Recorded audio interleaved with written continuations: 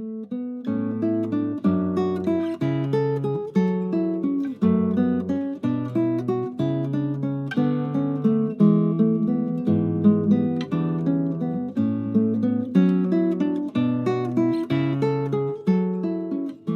nome do Pai, do Filho e do Espírito Santo.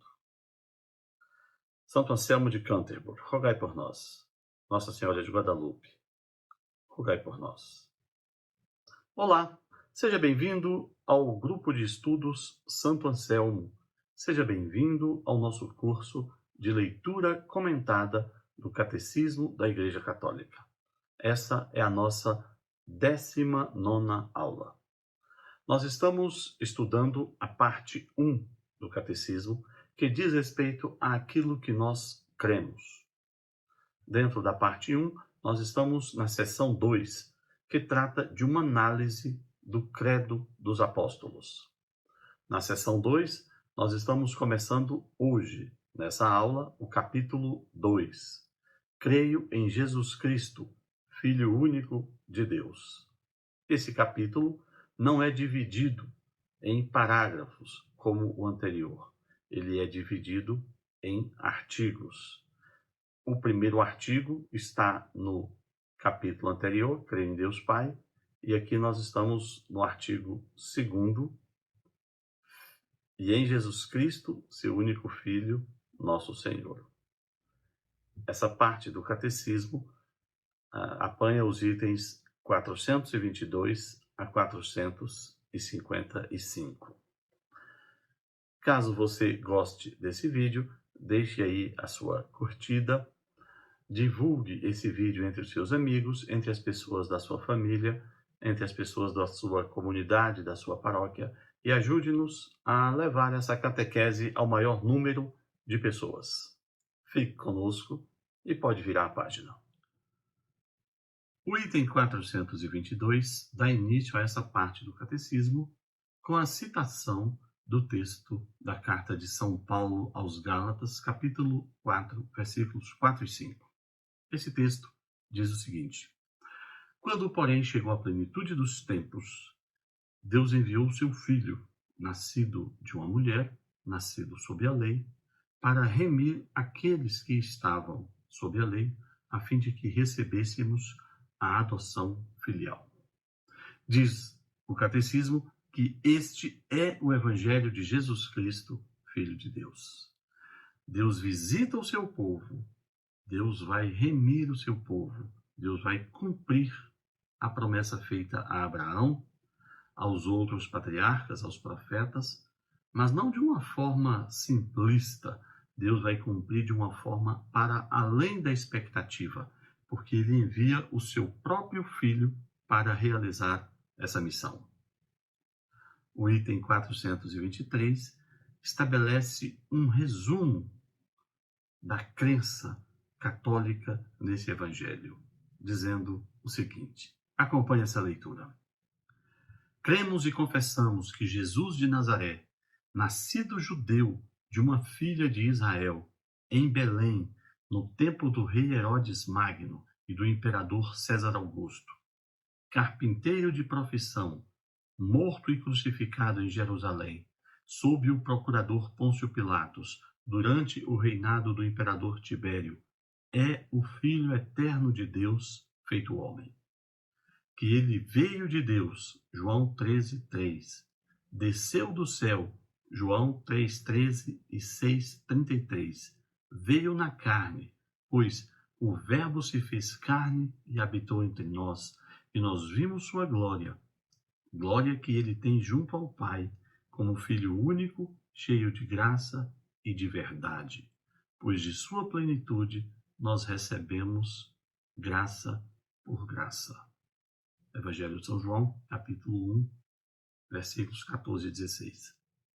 Veja que esse é um texto resumo da nossa fé católica firme na tradição católica, nas Escrituras Sagradas, que nos leva a Jesus de Nazaré.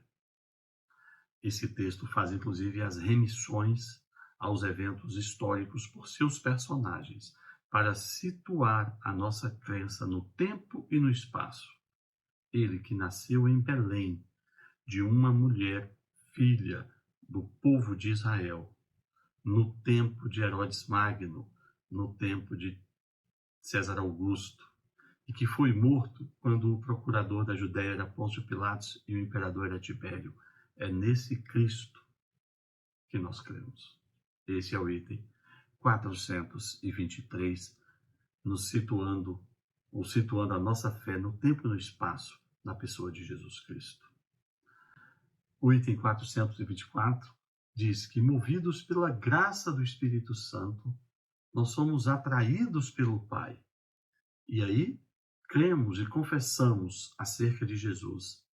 Tu, Jesus Cristo, és o Filho do Deus vivo, como Pedro confessou em Mateus 16, 18. E foi sobre essa rocha, a rocha desta fé confessada por São Pedro, que Cristo construiu sua igreja. E nós estamos nesta Igreja Católica, constituída por Cristo sobre a fé dos apóstolos. O item 425 diz o seguinte, que a transmissão da fé cristã é, primeiramente, essencialmente, o anúncio de Jesus Cristo, para levar a fé nele as pessoas a quem anunciarmos. Desde o começo, os discípulos ardiam em seu peito a vontade de anunciar Jesus. No Evangelho de Atos, capítulo 4, versículo 20, nós vemos ali os primeiros apóstolos sendo ameaçados pelos líderes religiosos do Sinédrio, do templo em Jerusalém. E Pedro e João dizem de forma intrépida, nós não podemos deixar de falar daquilo que temos visto e ouvido.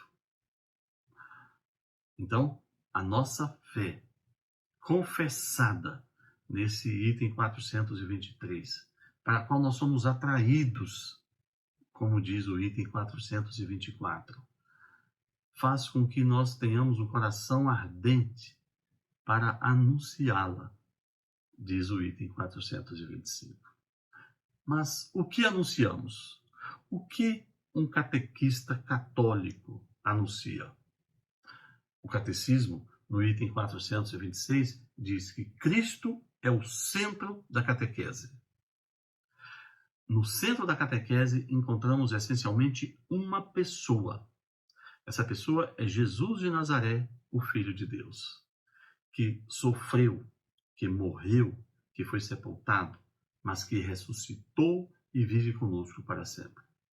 Catequizar é, portanto, desvendar na pessoa de Cristo o desígnio de Deus para a humanidade. Catequizar é procurar compreender nos ensinamentos de Jesus, nas palavras de Jesus, nos gestos de Jesus, nos sinais de Jesus, aquilo que Deus quer para a humanidade. A finalidade da catequese é levar o catequizando a uma comunhão com Jesus Cristo. É levar o catequizando a uma união de amizade e de amor com nosso Senhor Jesus Cristo. O item 427 diz que na catequese é Cristo, Verbo encarnado e Filho de Deus, que é ensinado. A catequese é essencialmente cristocêntrica. Tudo o mais de acessório, tudo o mais que for ensinado, tudo o mais que tiver de ser dito numa catequese tem de estar em profunda inter-relação com o nosso Senhor Jesus Cristo, nos diz o item 427. Se eu vou ensinar oração, tem de ser a oração por Jesus. Se eu vou ensinar liturgia, é a liturgia da missa, que é o sacrifício de Jesus. Se vou falar dos mandamentos, é a obediência a Jesus. O item 428 diz, no entanto, que aquele que pretende ensinar o Cristo aos demais deve procurar ele mesmo viver o Cristo.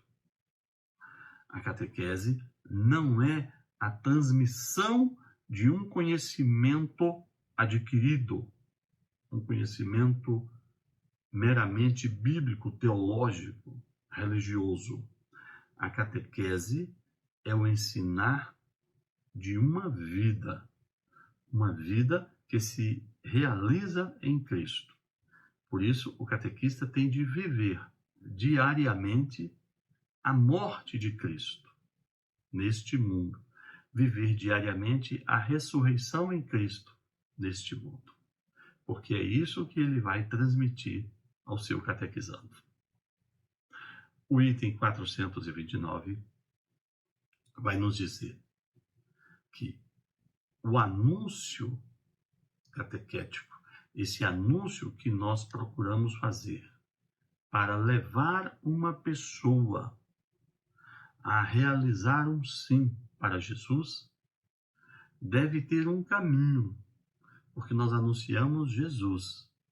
E esse caminho é o anúncio. Primeiro, Jesus, o Filho de Deus. Isso é fundamental. Corra e desconfie de toda pessoa que negue que Jesus Cristo é o Filho de Deus. Esse é o nosso primeiro anúncio. Segundo, Jesus Cristo encarnou, se tornou homem, viveu a vida humana, sofreu a paixão, morreu, foi sepultado, desceu à mansão dos mortos, ressuscitou no terceiro dia e subiu aos céus. Essa é a catequese. Vamos iniciá-la com a primeira parte. O artigo 2º, começamos agora, Jesus Cristo, o Filho de Deus. No artigo 1º, que terminamos no último encontro, afirmamos que cremos em Deus Pai. No artigo 2º, nós dizemos: e em Jesus Cristo, seu único Filho, nosso Senhor. Jesus. Cremos em Jesus. A palavra Jesus, em hebraico, quer dizer Deus salva.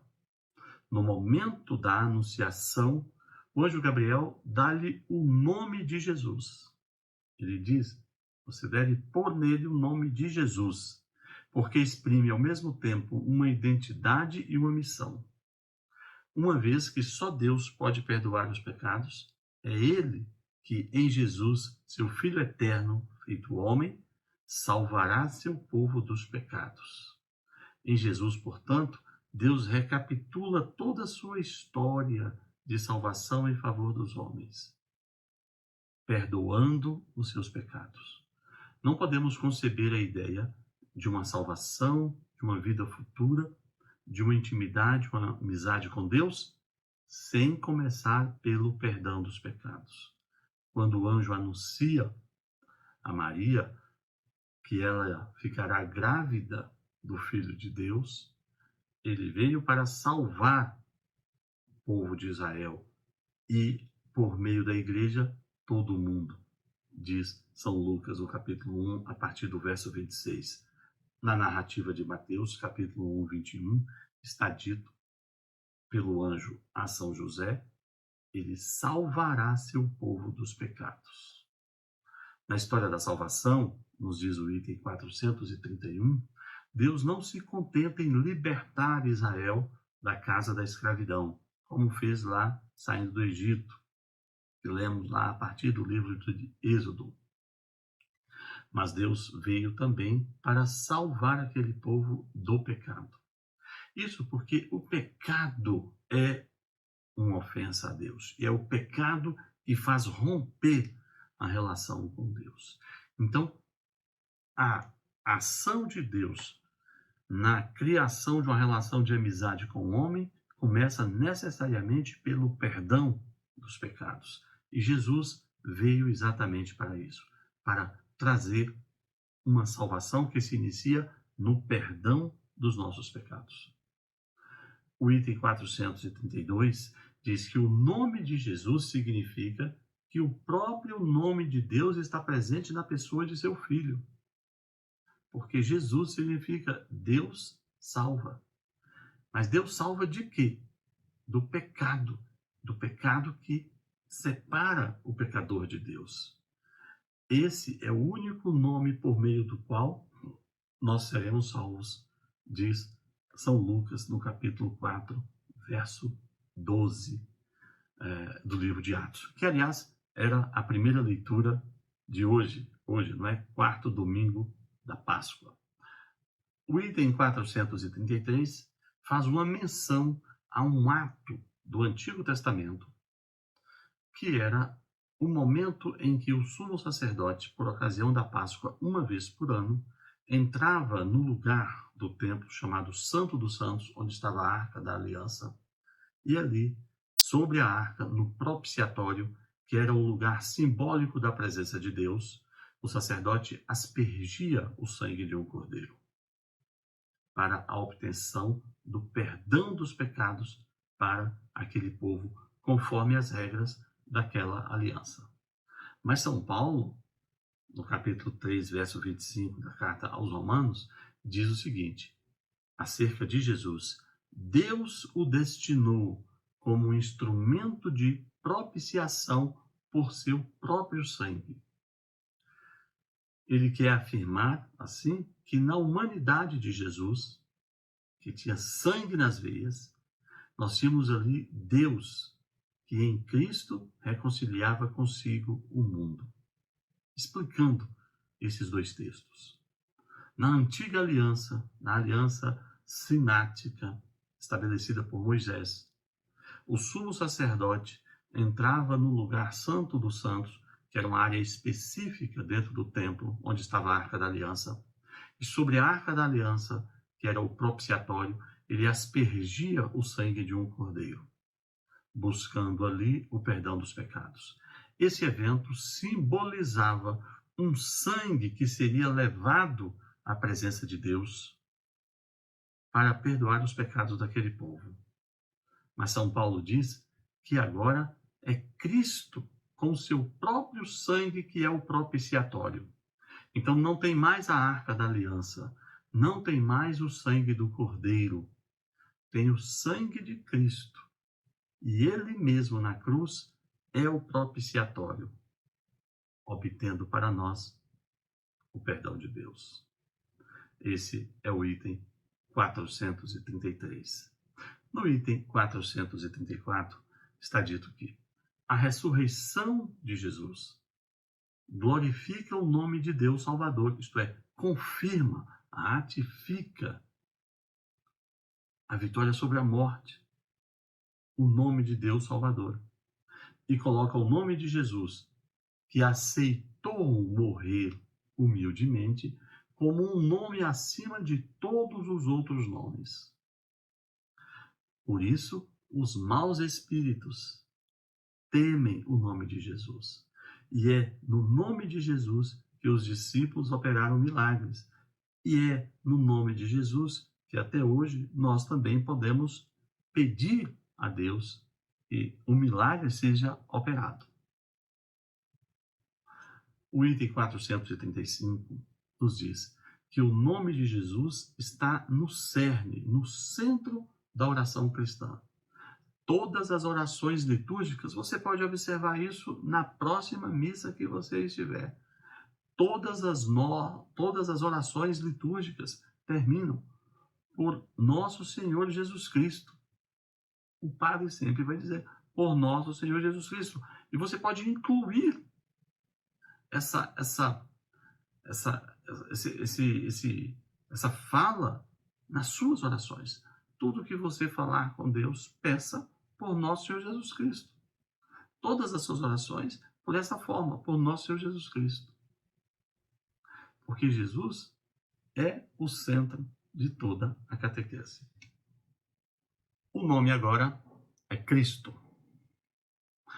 A palavra Cristo é a tradução do hebraico Messias, que na língua portuguesa nós chamamos de ungido.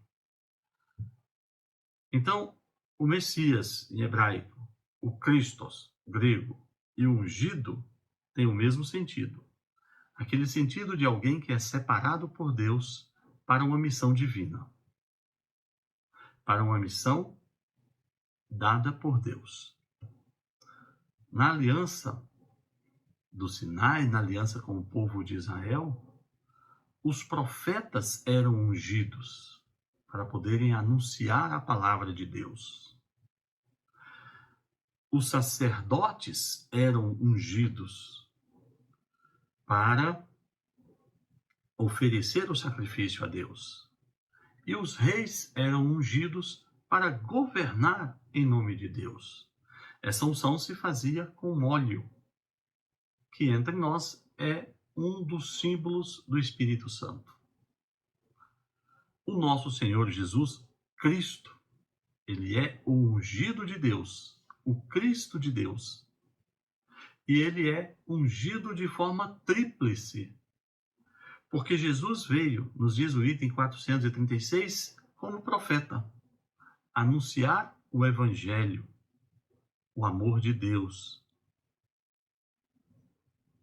Mas, em determinado momento, ele é preso, sofre a paixão, e agora ele vai se oferecer como cordeiro e como sacerdote na cruz. E na ressurreição, ele é glorificado como rei. Então, observe que Jesus é o Messias, é o ungido, nas três funções que eram ungidos os representantes de Deus em Israel: o profeta, o sacerdote e o rei. Jesus é o profeta, porque anuncia de si mesmo as boas novas do Evangelho. Ele é o sacerdote, porque ele mesmo se entrega em sacrifício, e sacrifício único. E ele é, em si mesmo, rei, porque Deus lhe deu um nome sobre o qual não há outro nome, e um nome em razão do qual todos devem dobrar os seus joelhos, nos diz São Paulo na carta aos Filipenses. Esse é o belo item 436. Essa questão da unção é muito forte na própria história de Cristo. Você vai ler no Evangelho de São Lucas, capítulo 2, versículo 11, que no nascimento de Jesus, os anjos anunciam aos pastores. Anunciam: hoje na cidade de Davi, que é Belém, nasceu-vos um Salvador, que é Cristo o Senhor, que é ungido de Deus. Ele é o consagrado de Deus. Ele nasce no seio da Virgem Maria, e o anjo Gabriel lhe chama de o Santo. José, o glorioso São José, o carpinteiro humilde, é chamado por Deus a receber Maria, sua mulher, grávida, daquele que foi gerado nela pelo Espírito Santo, naquele sonho que Mateus narra no capítulo 1, versículo 21. Jesus, que se chama o Cristo, ele nasce de Maria, esposa de José, descendente direto, herdeiro direto do trono de Davi. Por isso ele é rei. O item 438 diz que a consagração messiânica de Jesus manifesta sua missão divina. E aí, o catecismo faz uma explicação em torno da Santíssima Trindade para compreendermos essa afirmação.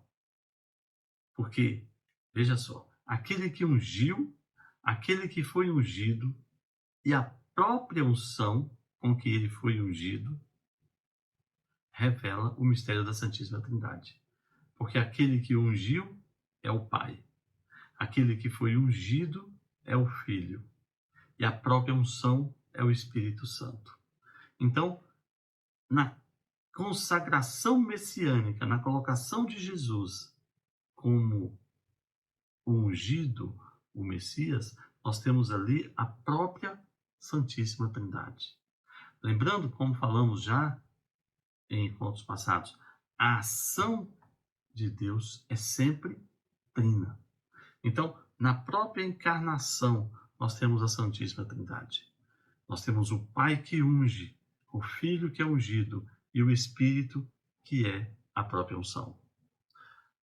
O item 439 nos diz: numerosos judeus e até mesmo pagãos daquela época esperavam aquela promessa, compartilhavam aquela esperança de que um filho de Davi, um descendente de Davi, prometido a Israel, o libertaria. Jesus é esse descendente de Davi. Jesus é essa promessa de salvação. Mas o item 440 nos fala da realeza messiânica de Jesus, num texto de difícil compreensão. Vamos vê-lo com cuidado. Contemple a confissão de Pedro e veja como o catecismo nos explica. Jesus acolheu a profissão de fé de Pedro, que o reconhecia como Messias, anunciando a paixão iminente do Filho de Deus. Com isso, Jesus desvendou o conteúdo autêntico de sua realeza messiânica, seja na identidade transcendente do Filho do Homem, que desceu do céu, seja em sua missão redentora como servo sofredor. Isto é, quando Pedro diz: Tu és o Cristo, o Filho do Deus vivo, Jesus diz: Está certo, Pedro, eu sou o Filho do Deus vivo. Eu sou o próprio Messias, eu sou o Deus Salvador. Mas imediatamente ele estava dizendo com isso que o Filho do Homem não veio para ser servido, mas para salvar e servir a todos. Isto é, ao mesmo tempo em que Jesus diz a Pedro que Pedro está certo por reconhecer nele o Filho de Deus, o ungido de Deus, o Todo-Poderoso, Jesus está dizendo: mas eu sou isso tudo, mas eu vim servir. Por isso, aí vem o catecismo e diz: o verdadeiro sentido, a verdadeira realeza de Cristo só se manifestou no alto da cruz. Ou seja, Cristo é o Messias, Cristo é o Filho de Deus. Pedro acerta na sua afirmação, na sua confissão, Mateus 16, 18, mas essa realeza era a de serviço, e ela só se manifesta verdadeiramente na cruz, quando ele morre para salvar a humanidade. E após a ressurreição, essa realeza pode ser proclamada. Olha que interessante. Pedro confessa que Jesus é o Messias. Ele confirma, mas diz que veio para servir. E veio tão serviçal que morre pelos seus. Esse é o verdadeiro servidor. Mas ele ressuscita. E aí Pedro se lembra que ele é o Filho de Deus Todo-Poderoso. Por isso, lá, diante do Sinédrio, diante dos sacerdotes, Atos 2,36, Pedro vai ter a coragem de dizer: que toda a casa de Israel saiba com certeza, Deus o constituiu Senhor e Cristo. Esse Jesus que vocês crucificaram, ele é o próprio Cristo de Deus. Vira a página. O nome agora é Filho Único de Deus. A expressão não é novidade. No Antigo Testamento, a expressão Filho de Deus é atribuída aos anjos, em algumas situações, ao povo de Israel, a um determinado rei. Essa expressão no Antigo Testamento vai significar uma filiação adotiva, que estabelece uma relação entre Deus e sua criatura, as suas criaturas, em razão de uma intimidade especial. Quando o rei Messias, quando o Messias é chamado Filho de Deus em Israel, no Antigo Testamento,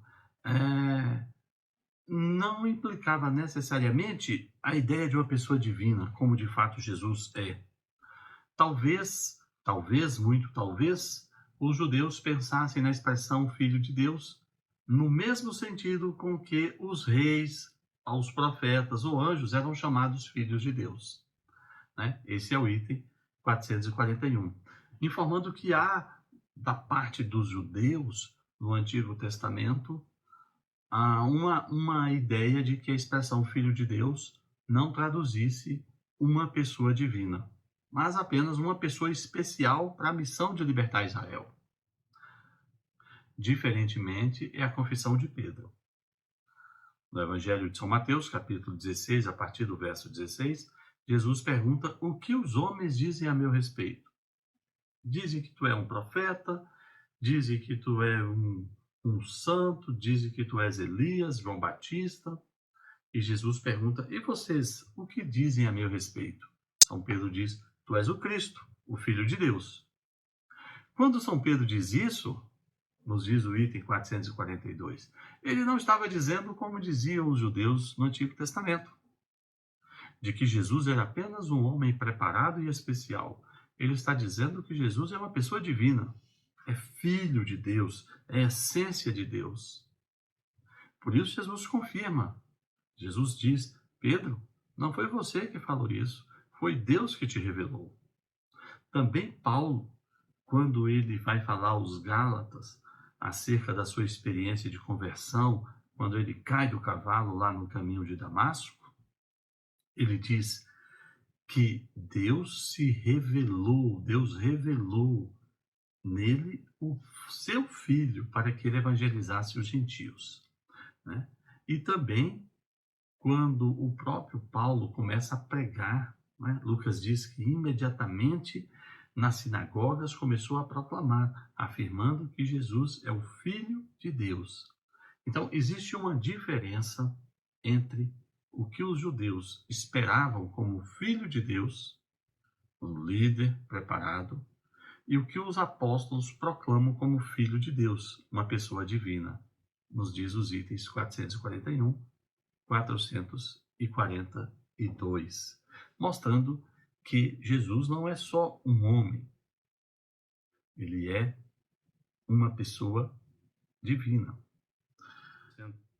O item 443 nos diz que São Pedro pôde reconhecer a transcendência da filiação divina em Jesus, porque Jesus se deu a conhecer, porque São Pedro e os apóstolos tinham o coração aberto para esse reconhecimento.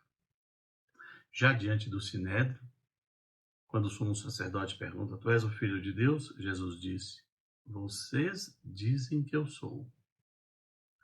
Já bem antes, Jesus se designara como o Filho que conhece o Pai, que é diferente dos servos que Deus enviou anteriormente ao seu povo, os profetas, os reis, os sacerdotes. Jesus faz aí uma diferença na condição dele de filho, filho divino, para os outros filhos, aqueles filhos que são os homens, os reis, os profetas. Ele faz essa distinção na filiação. Ele não diz nosso Pai quando ele está com os discípulos, ele fala meu Pai. Jesus só usa a expressão Pai Nosso, nosso Pai, na oração do Pai Nosso. Aí ele diz: quando fores rezar, rezais assim, Pai Nosso que está nos céus. Mas ele faz essa diferença, ele quer ser reconhecido pelos seus de coração aberto como Filho de Deus, Filho, porque gerado pelo Pai antes de todos os tempos, da mesma substância do Pai. Mas essa revelação é para quem tem um coração aberto, não para quem tem um coração acusador, como os sacerdotes no Sinédrio. E esse reconhecimento que Jesus dá aos seus discípulos de que ele é o Filho de Deus é também o outro lado da moeda, ou revela o outro lado da moeda, quando o próprio Deus diz que Jesus é seu Filho. Interessante que Jesus mostra aos discípulos que ele é Filho de Deus e o Pai diz aos discípulos que aquele é seu Filho. É o que fala o item 444. Você lembra do batismo de Jesus? Quando ele sai da água, após ser batizado por João Batista, ouve-se a voz do céu: esse é o meu Filho. Aí Não é Jesus se dizendo filho de Deus, é Deus dizendo que Jesus é seu filho. E também na transfiguração. Esse é o meu filho, ouvi-o. Aí é novamente Deus dizendo que é filho, que Jesus é seu filho.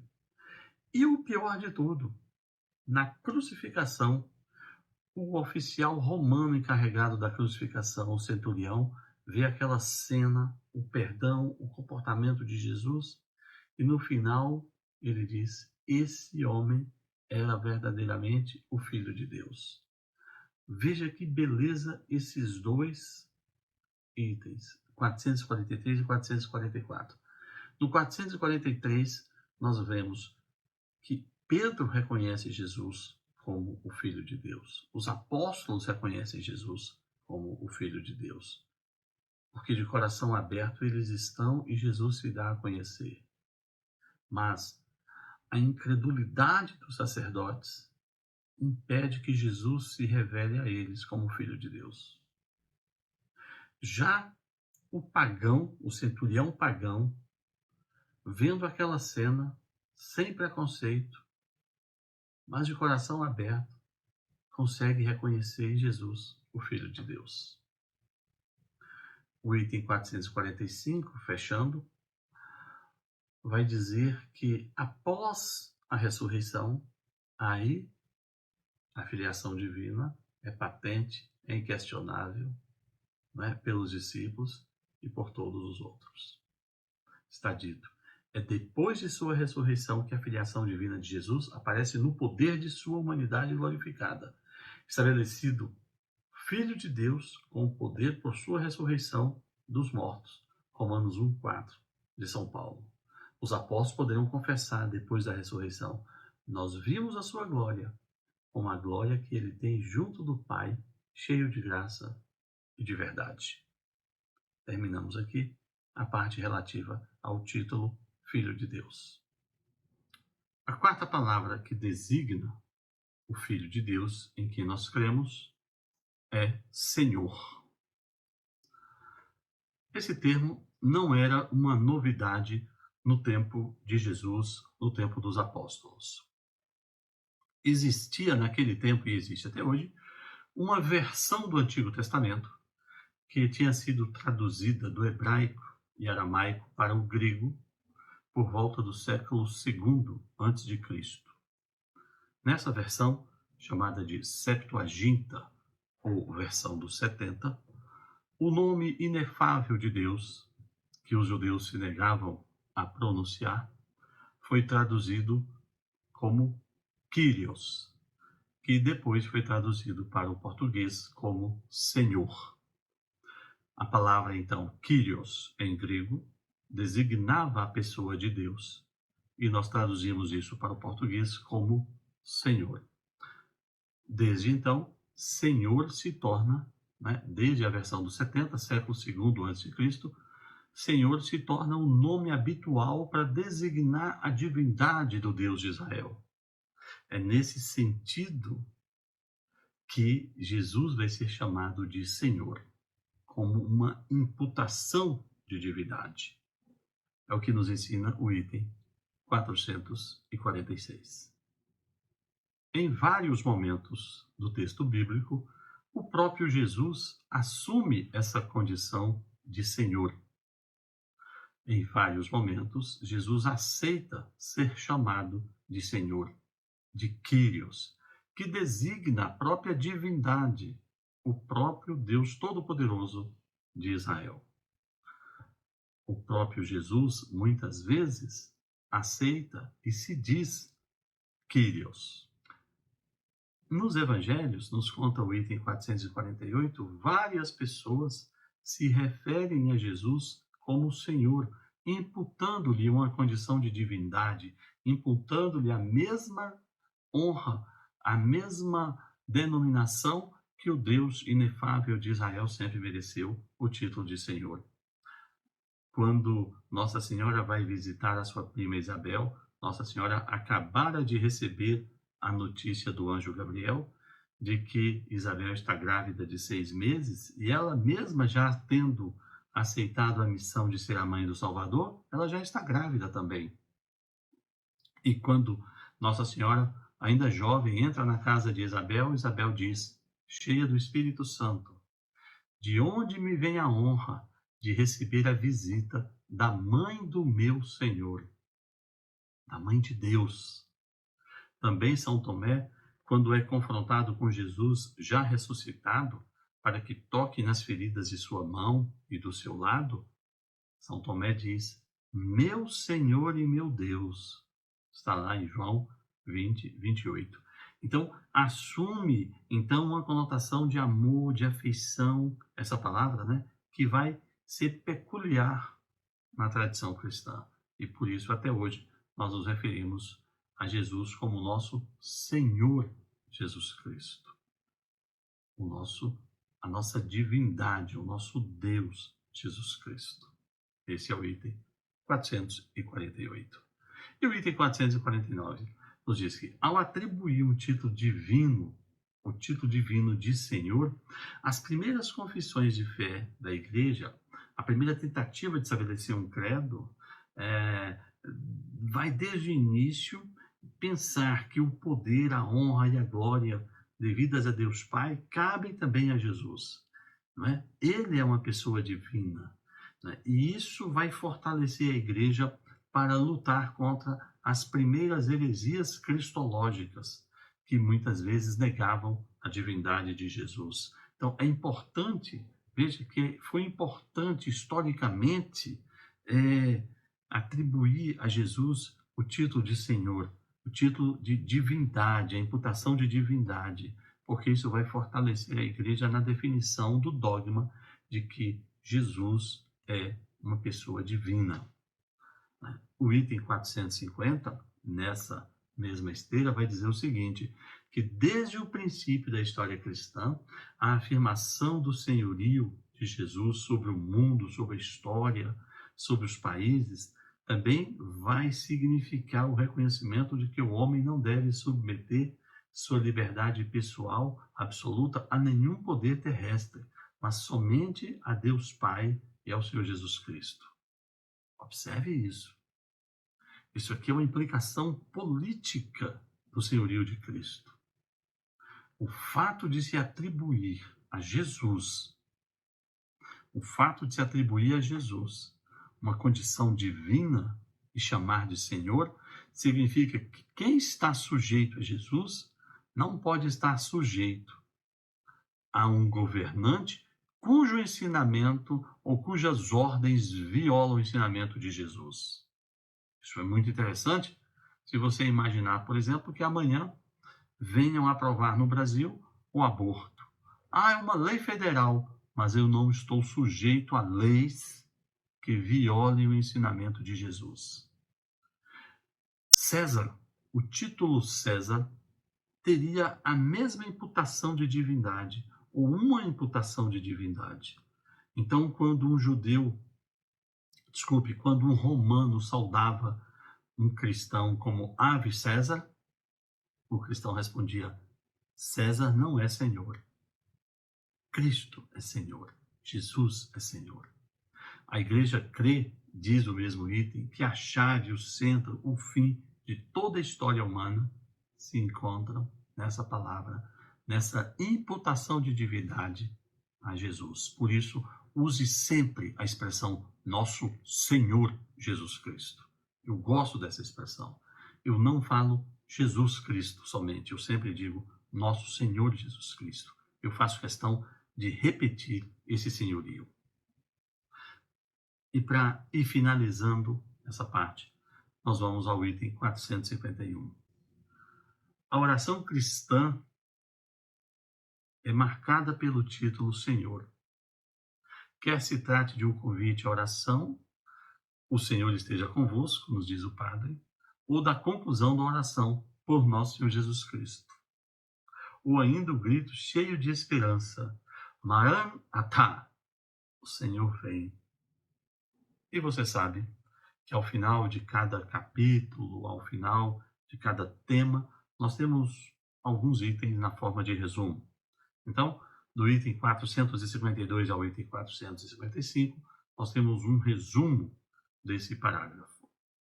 Fique com Deus, acompanhe-nos na nossa próxima aula e não deixe de divulgar esse vídeo. Isso nos ajuda muito. Deixe a sua curtida, inscreva-se no canal, isso nos ajuda muito. Um abraço. Em nome do Pai, do Filho e do Espírito Santo. Santo Anselmo de Canterbury, rogai por nós. Nossa Senhora de Guadalupe, rogai por nós.